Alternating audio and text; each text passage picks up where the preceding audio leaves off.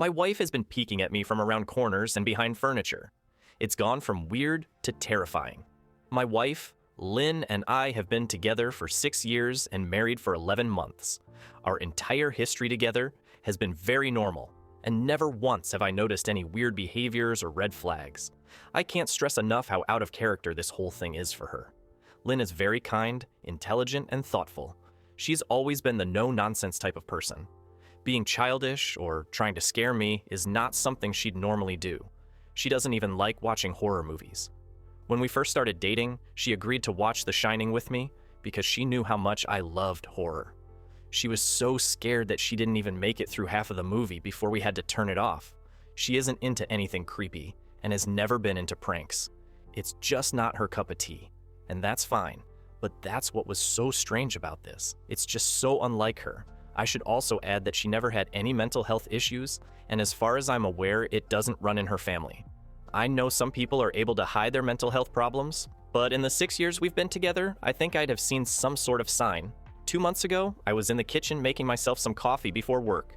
I was running a bit late that morning and knew I wouldn't be able to make it to Dunkin' Donuts for my usual morning fix. I took a sip of my coffee as I hurried down the hall towards the front door, when I happened to notice Lynn peeking at me from around the corner ahead of me.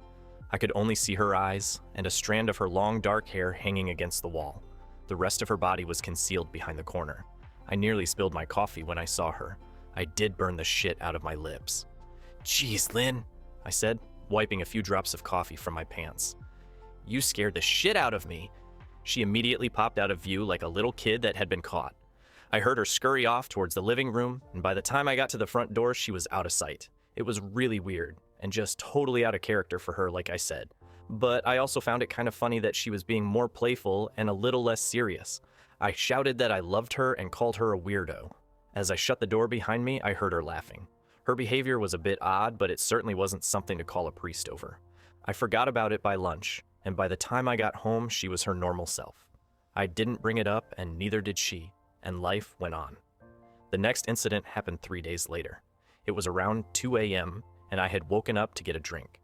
I was standing at the kitchen island, jug of Oj in hand, when I felt a strong feeling that I was being watched. For whatever reason, I looked down at the floor and saw my wife's smiling face staring back. She was peeking at me from the other side of the island, staring up at me with wide, unblinking eyes and grinning like the Cheshire Cat. I screamed. I'll admit it. Not out of irritation, but fear. For some reason, at that moment, I was scared. At the sound of my scream, Lynn scuttled backwards out of my view, her hands and feet smacking the tile floor as she hurried out of the kitchen on all fours. I didn't run after her, or even yell after her. I just stood there frozen in shock, wondering what fuck had possessed her to do that. It took me a little longer than I'd like to admit to go back upstairs, but I eventually did. When I got to our bedroom, Lynn was lying on her side asleep, or at least pretending to be. I stood there for a while, watching her breathing to be sure she really was asleep. I had the feeling she might jump out at me the moment I got into bed, but she didn't. I climbed into bed, and she didn't even move. Her breathing was soft and deep, and I was starting to wonder if I'd dreamt the whole thing. The next morning, I waited for her to come down for coffee, and after handing her a mug and kissing her cheek, I decided to ask her about it. "What was that about last night?" I asked, keeping my tone light so I didn't offend or embarrass her. She frowned over her cup of coffee, shaking her head like she had no clue what I was referring to. "You were peeking at me again. From over there," I said, pointing to the spot on the floor by the kitchen island. She followed my gaze, and when she looked back at me, she burst out laughing. She laughed so hard that I couldn't help but join her. "You creep me the fuck out sometimes, you know that?" I said. She giggled and set her cup on the counter and wrapped her arms around my neck. "You creep me out all the time, so I guess we're even," she teased. We said our goodbyes and left for work. As I drove, I kept thinking about how creepy it had been seeing her grinning at me from behind the island like that. The sounds her hands made on the floor as she crawled away. I told myself she was just trying to be silly, just trying to join me in my love of all things horror. It's not like I was afraid of her, but it still didn't sit right with me. I started seeing her peeking at me more and more. Sometimes she'd be peeking out from behind the couch or living room curtains. Once she even managed to get inside her grandmother's old trunk that sits at the foot of our bed. I might not have even known she was there at all had the trunk's old hinges not given her away. She'd had the lid propped up just enough so that only half of her face peeked through. She'd been grinning like an excited toddler. It was unnerving. I didn't even know what to say to her. All I could do was stare. When I finally found my voice, I asked her why on earth was she doing this. She didn't answer, but she had slowly closed the lid, shutting herself inside the trunk. I just walked away, feeling disturbed. I didn't understand why she was doing it, but it clearly made her happy. I just hoped she would tire of the game quickly. Lynn didn't peek at me for the next 2 weeks. I started to think she was done with her weird prank, and I was relieved. We were watching a show on Netflix one night, and I jokingly said that I hadn't seen her peeking at me lately, and that she must have given up on her spy game. She looked up at me with a small smile and said, "Maybe I've just gotten better at it." I didn't say anything, but I wondered whether or not she was joking. For the next few days, I couldn't stop thinking about what she'd said. Was she still peeking at me when I wasn't looking, and I just hadn't noticed? And if so, what the hell was she getting out of this? I started to feel paranoid, constantly checking whether she was watching from around the corner or behind a door. I was jumpy whenever I was home and she wasn't in full view of me. I felt stupid and a little crazy. But after a few weeks without another incident, I began to relax. I stopped checking behind furniture and walls and told myself it was just a bad memory. Then a few days ago, things got so much worse. Lynn left to go to a friend's, and I lounged on the couch and played a couple games on my laptop. Around 9 p.m., I hopped in the shower, and as I was washing the soap from my hair, I felt that awful feeling that I was being watched. I slowly opened my eyes and almost had a fucking heart attack. Lynn was peeking from behind the shower curtain, her entire head stretched into the shower, leaving just her body outside. Her long dark hair hung against the curtain, the ends dripping with water. Her mouth hung open in a terrible grin, eyes wide and red, as if she hadn't blinked in a while. I screamed and jumped back against the wall. She didn't move, nor did her smile waver. Her makeup ran down her cheeks in 2 black streaks. She looked giddy and completely deranged. I was fucking terrified. We stood like that for a few moments, neither of us saying a word. Finally, after what felt like forever, she slowly pulled her head back out of the shower, and I watched her blurry figure through the curtain as she moved backwards towards the bathroom door. A second later, the bathroom door slammed shut, hard enough to rattle the mirror. I screamed again and jumped out of the shower to lock the door. I stayed inside the bathroom for over an hour. Maybe I overreacted to some of you, but joke or not, I wasn't going to put up with the crazy shit anymore. That's what I kept telling myself as I paced in my bathroom, stopping to listen at the door every few minutes. Suddenly, I heard a muffled sound, and I pressed my ear against the bathroom door, straining to listen. I couldn't hear anything, but I envisioned Lynn standing on the other side of the door, giggling at her joke. I felt a surge of anger. I was beyond pissed at being made to feel scared in my own house, and made to hide in the bathroom for an hour. All for what? Some joke? If it was a joke, it was an awful one. "What the fuck, Lynn?" I snapped. "This shit is getting really fucking annoying." I waited for her to apologize, or to call me a jerk, but instead I heard a faint moan, so quiet I wondered if I heard it at all, and then complete silence. "Lynn?" I called out, not able to even hide the shakiness in my voice. I got no response, just my own heavy breathing. "I swear to God, just fucking stop it!" I yelled, pounding my fist on the door. I waited for her to cuss me out, something I would expect from me talking to her like that. I never screamed at her before. But there was nothing, just the occasional drip from the shower head. I won't deny that I was scared, too afraid to open the damn door and face my own wife. I waited another 30 minutes or so, which feels like a fucking lifetime when you're scared. Finally, I decided I wasn't going to spend the night hiding in my bathroom. So I got down on my knees and peered under the door. I almost expected to see her face peeking back at me, but thankfully I didn't. I could see straight down the hallway to the top of the stairs, but no Lynn. I didn't know if I should be happy about that or not. I looked for a few minutes, waiting to see her head pop up over the top step, but it never came.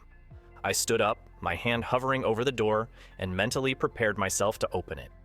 I slowly turned the lock with shaky fingers and was about to yank it open when I heard a sound that still makes me feel nauseous when I think about it. A moan, louder than before, but this time I was able to tell just where it was coming from. I turned my head to the closet door as if in slow motion, and locked eyes with my wife, who was peeking out at me from the slight gap. Her eyes were still wide as ever, and her mouth was hanging open in the most grotesque, gaping smile I'd ever seen. I didn't even scream. I was too scared for even that. Her hands were clasped to her chest, body trembling with sheer delight, as if she could barely contain her excitement. A short, raspy moan bubbled up from her throat, deep and raw, sending a shiver through my entire body. Somehow, I found the ability to pull the bathroom door open and ran as fast as I could all the way down the steps, snagging my keys and phone from the table in the living room before running outside to my car. I could hear her shrill laughter behind me, but I didn't hear her getting closer. I didn't bother shutting the front door. I drove away from the house faster than I legally should have, shivering the entire time, either from fear or the cold. Maybe a little of both. I hadn't grabbed a coat or even a pair of shoes. I was still in my boxers and my hair was still damp. I drove straight to my brother Chris's house about 40 minutes away, ignoring any and every call and text I got. I didn't check my phone until I was safely parked in my brother's driveway. Lynn had called 4 times and sent a flurry of texts, all wondering where I'd gone and why I left like that. I threw my phone at the dash in a rage, furious at her nonchalant attitude.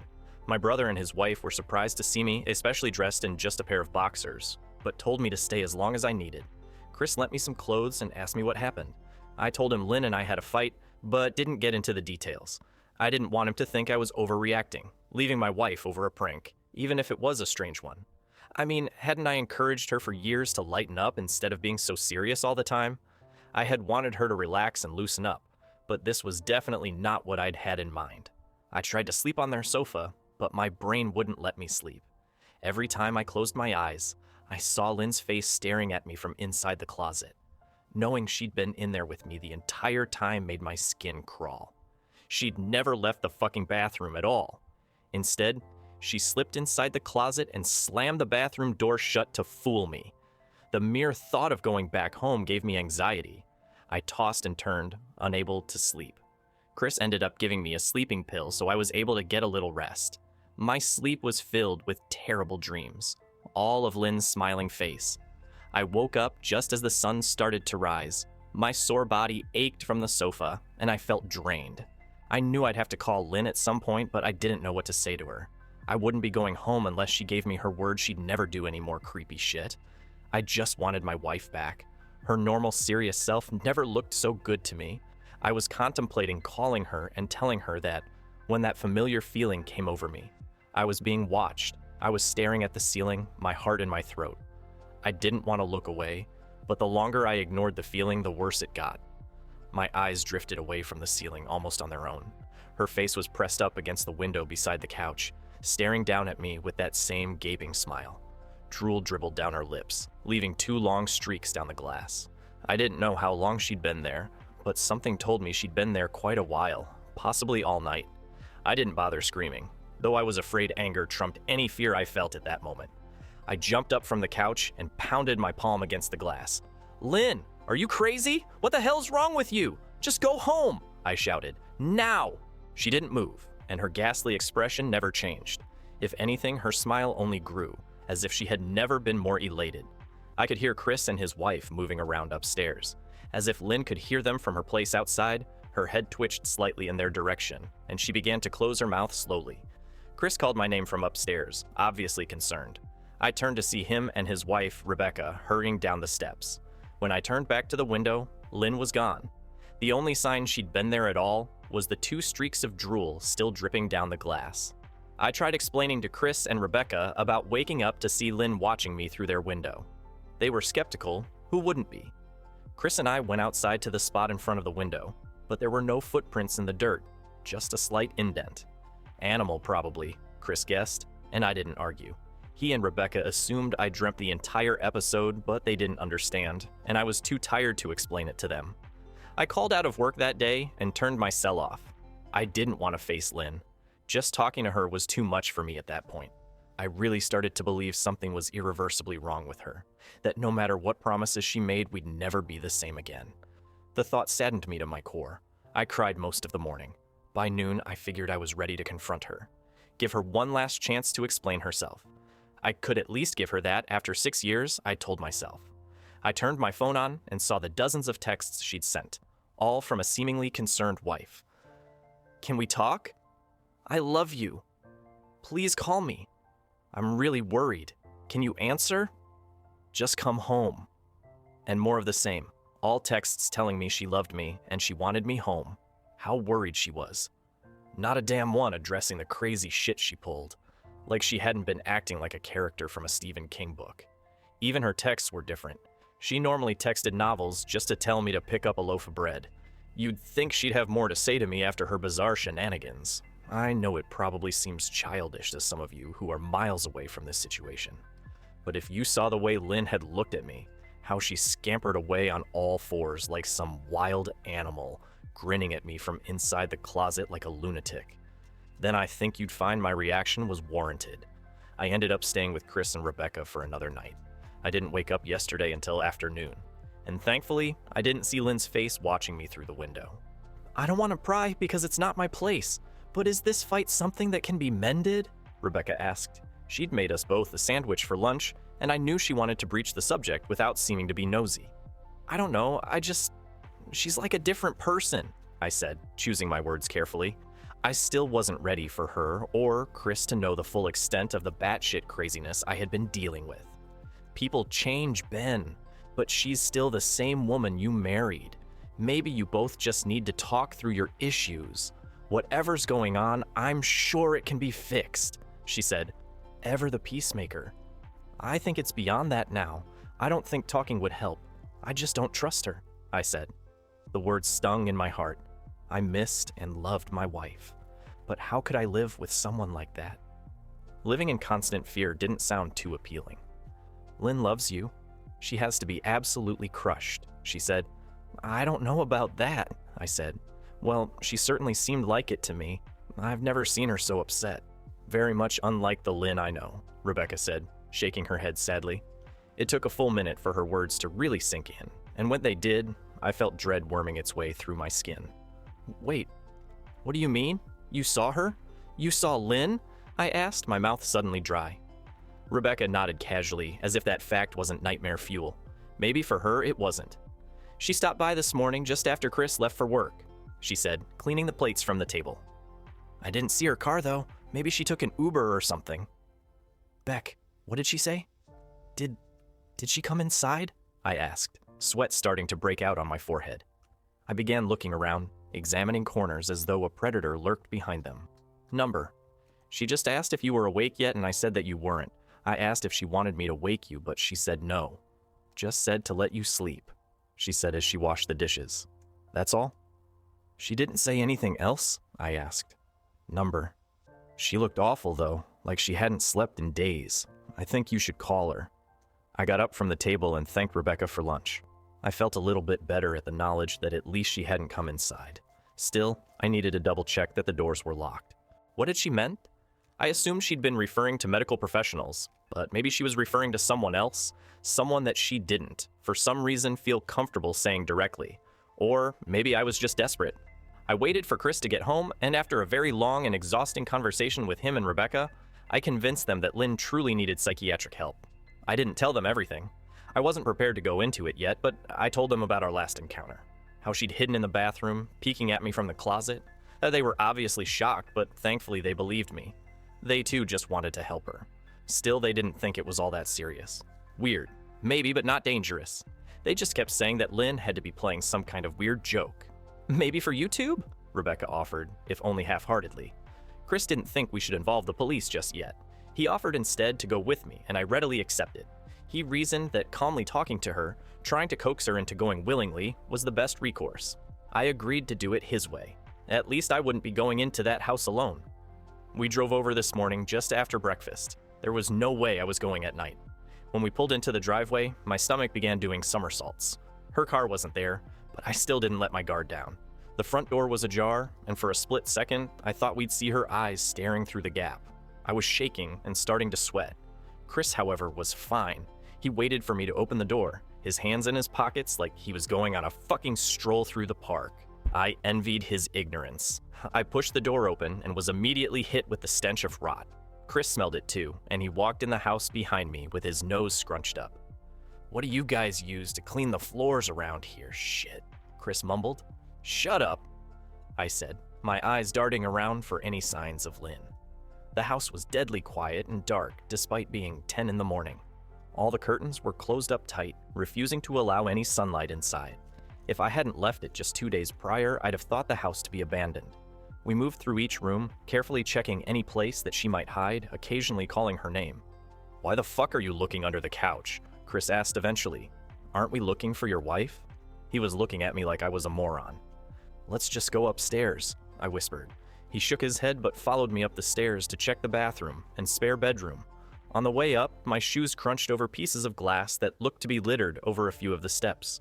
I noticed that one of Lynn and my wedding portraits that hung on the wall along the staircase had been smashed. The frame hung crookedly, all the glass removed. I stared at the picture, a lump forming in my throat. We had taken the photo just after leaving the church, after saying our vows. She looked so beautiful in her white gown. I looked at Lynn's beautiful face. I never dreamed her face would ever be a source of terror for me. We climbed the rest of the steps and checked the spare bedroom, but it looked completely untouched. I was hesitant to go into the bathroom, my fear from that night coming back to me all at once. Chris noticed and offered to go in by himself, but I couldn't let him do that.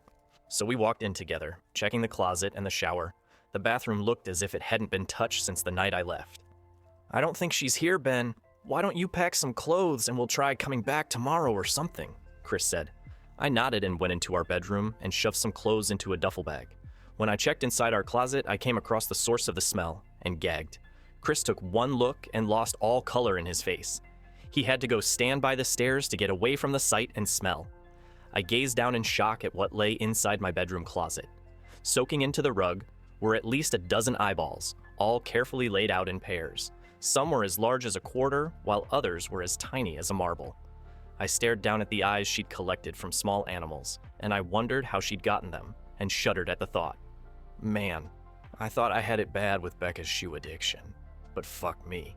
Your wife's in here collecting eyeballs, Chris said, gagging. Ben, I think we should go. He called from the hall. I'm getting nauseous. All right. I grabbed my duffel and shut the closet door on my new nightmare. I stepped out into the hall and took a deep breath of air. I could taste the rot on my tongue, and I couldn't help but gag. Who the fuck lines up eyeballs in their closet like that? Chris mumbled. I tried to tell you she needed help, I said. She doesn't need help, Ben. She needs a fucking exorcist, he said. You coming or what? I can't stand the smell any... His words died in his throat, and his eyes grew wide with fear.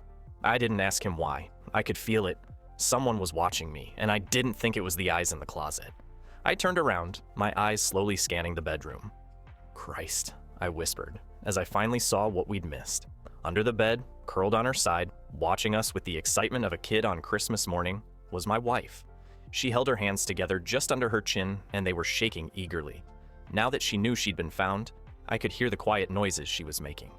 A sort of hiccuping sound in her throat, as if the excitement was just too much for her. It was unnerving to say the least. Wide eyes and that same huge smile. Everything in me told me to run, but I forced it away. This was my wife. No matter how twisted, she was still the woman I married. I had to help her. Lynn, I said softly. She didn't respond, but her head bobbed back and forth in two quick little movements, as if she were nodding. Baby, I just want to help, okay? Can you let me do that? I asked.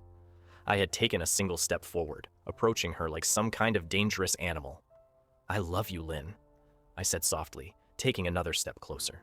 She let a tiny moan escape her wide-open mouth, and I had to resist the urge to run.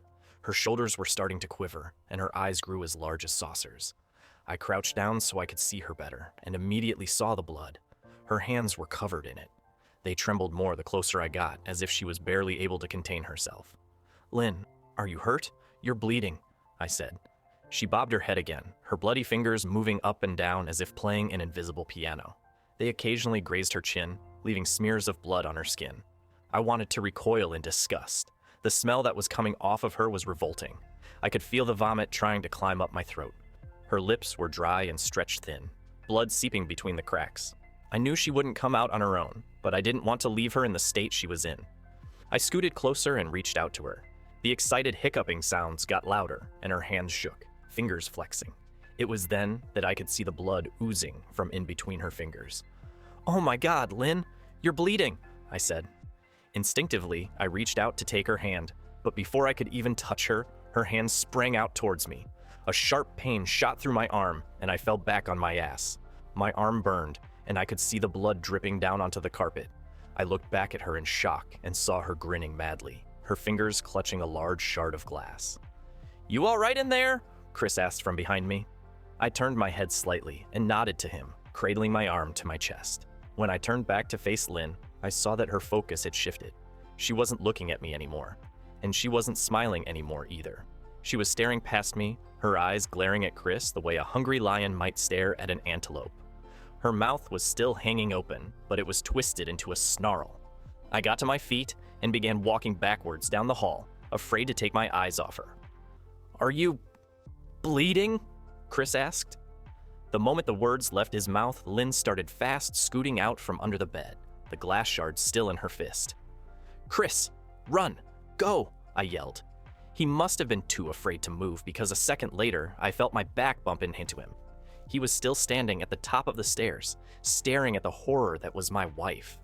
Lynn had crawled completely out from under the bed and stood in the bedroom doorway, her face twisted in rage.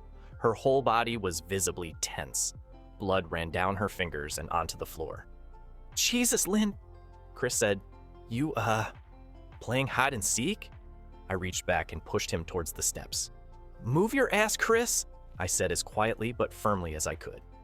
Lynn bobbed her head in fast, sharp motions and began to grin, stretching her mouth open wider and wider so that her chin seemed to touch her chest. I heard Chris mutter a prayer, and then he was running down the stairs. I stood at the top of the steps, stuck between the love for a woman who clearly needed serious help and self-preservation. "I only want to help," I said, choking back tears. Her eyes focused on me once again as she slowly lifted the glass, holding it out in front of her. And then she started sprinting towards me, grinning with utter excitement. Thankfully, my body took over, and I flew down the stairs, skipping 2 or 3 at a time. I made it to the front door before I felt her leap onto my back, wrapping her arms around my neck, her open mouth next to my ear so that I could hear those terrible hiccuping sounds up close. I shook her off me, knocking her to the floor. I felt a searing pain in my back as she went, but I tore open the front door and bolted to my car. Chris was standing in the front yard, talking on the phone with the police. I didn't say a word, I just ran to my car and jumped in. Chris took the hint and followed me. Still on the line with 911, I watched the rearview mirror, sure I'd see her there, running after us, but I never did. I went straight to the ER and got 11 stitches in my arm and 3 on my back. The police asked a lot of questions and went back to the house to do a search, but of course, Lynn wasn't there. They advised me to stay with a friend or relative for a while and to file a restraining order as soon as I could, but none of those things would matter. Somehow, I just knew. I dropped Chris off at home and went to a motel an hour away. I wanted to put as much distance between me and Lynn as I could. This is where I've been for the last 4 hours. I thought maybe the police would find her. Maybe they'd get her the help she desperately needs. But now I don't think so, because 40 minutes ago, I got a text from an unknown number. Just 3 words. "I found you," and a picture attached. The picture was dark and grainy, but I instantly knew what it was. There was no mistaking my wife's eye. I started typing this out immediately after. I don't know what to do. I'm alone and scared, and I can't help but feel that I'm being watched.